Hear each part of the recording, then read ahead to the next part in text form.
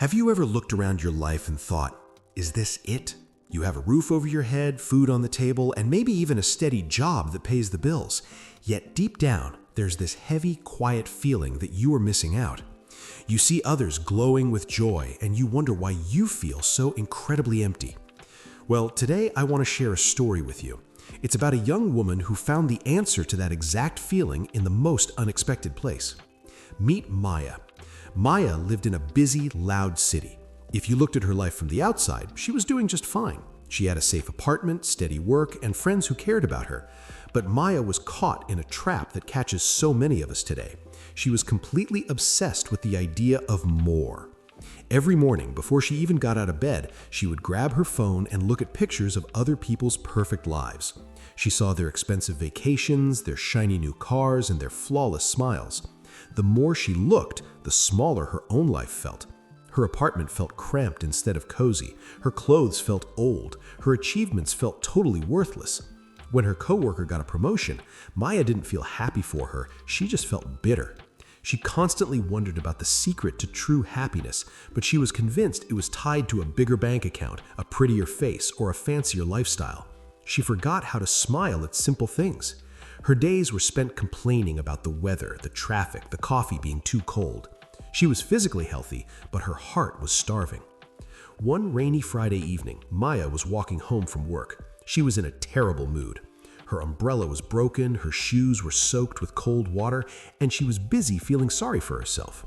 Wanting to escape the crowded sidewalks and the loud honking of cars, she took a shortcut through an old, narrow alleyway. Halfway down the quiet alley, she heard music. It wasn't coming from a radio or a speaker. It was a live, warm, beautiful sound of an acoustic guitar.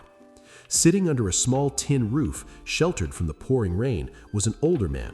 He wore a worn-out, oversized coat, and next to him was a sleeping stray dog.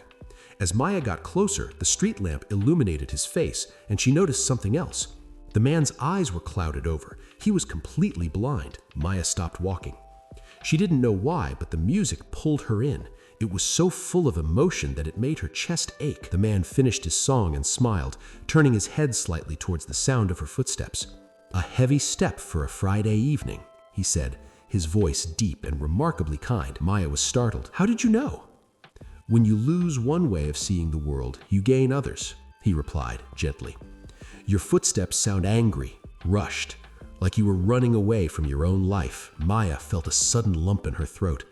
She didn't usually talk to strangers in the city, but something about this man felt incredibly safe. I feel like I'm failing," she admitted, her voice trembling slightly. "Everyone else has so much. I work hard, but I never get ahead. I don't even know how to change your life completely when everything feels so stuck and unfair." The old man chuckled softly and reached down to pat the head of the sleeping dog next to him. "Tell me," he said, "what did the rain feel like on your face today?" Maya was confused by the question.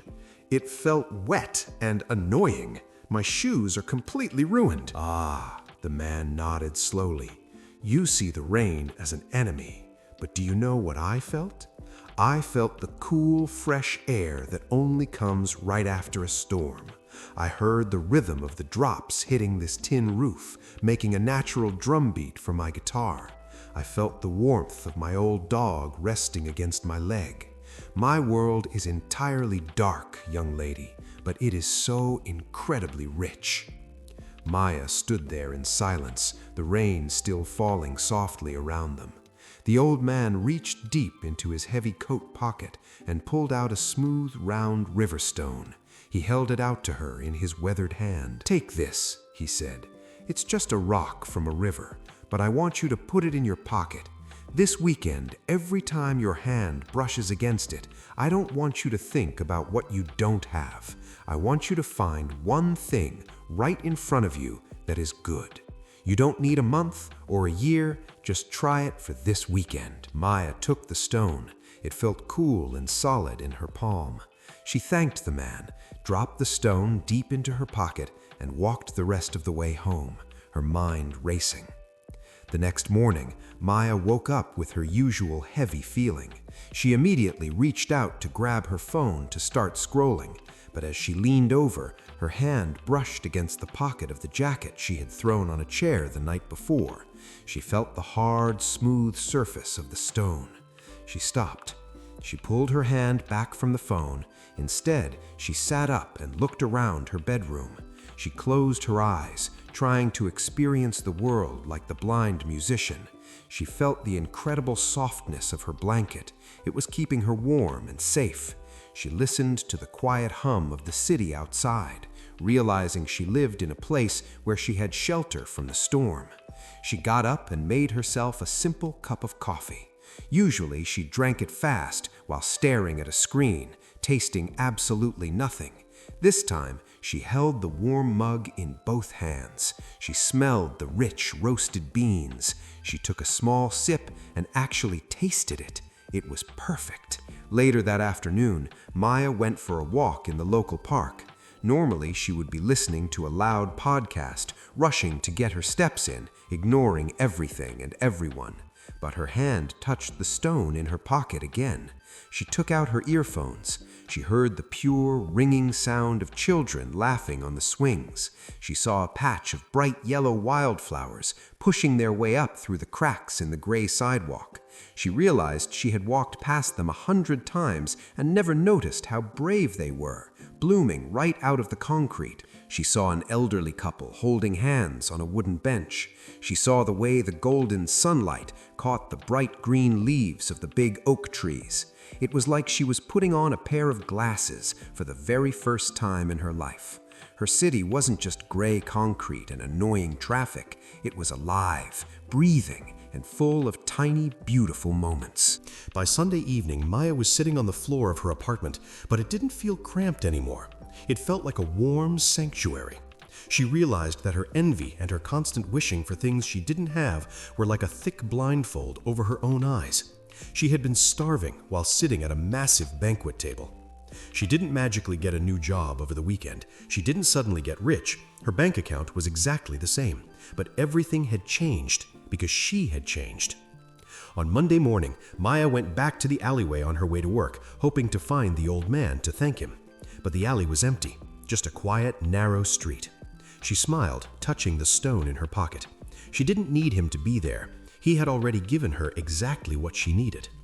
You see, we spend so much of our time chasing the horizon. We think happiness is a place we arrive at once we get the right car, the right partner, or the right amount of money. But the truth is, happiness is not a destination. It is a way of traveling. When we shift our focus from what is missing to what is already right here, the world transforms in front of our eyes. This isn't just a nice story. It is a fundamental truth about human nature. When you practice appreciating the little things, you are naturally engaging in personal growth. You start to understand that real mental health isn't about ignoring the bad things in the world, but actively choosing to highlight the good.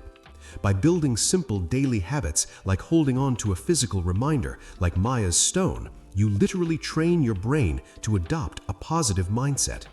People often talk about the law of attraction, believing that you just magically get what you think about.